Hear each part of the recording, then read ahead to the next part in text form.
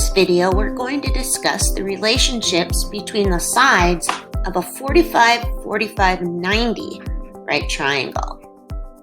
So one of the key things to it is that to create a 45, 45, 90 triangle, what we really need to do is cut a square in half. So if I cut off that dotted lined triangle up there, I'd be left with a 45, 45, 90 right triangle.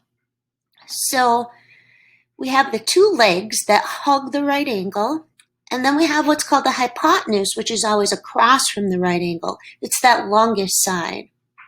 There's only two situations you can have. You either know the leg or are given a leg, or you know or are given the hypotenuse. The legs are always equal to each other, so that makes it easy.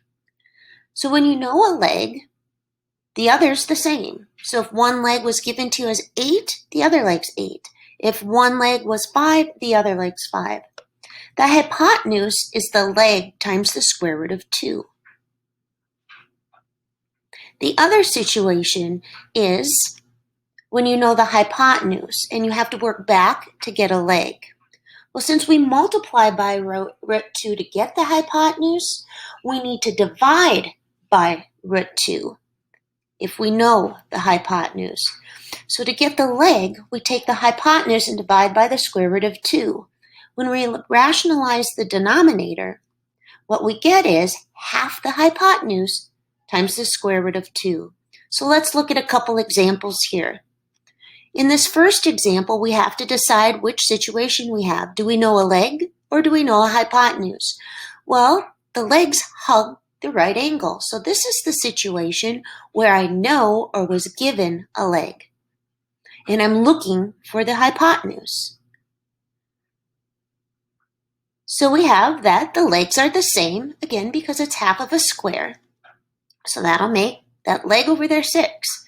The hypotenuse is the leg times the square root of 2. So x will equal the leg 6 times the square root of 2.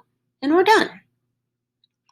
In the next situation, we're looking for that side across from the right angle, next to the right angle, the x, and we have the one across from the right angle, that 44. So we know the hypotenuse.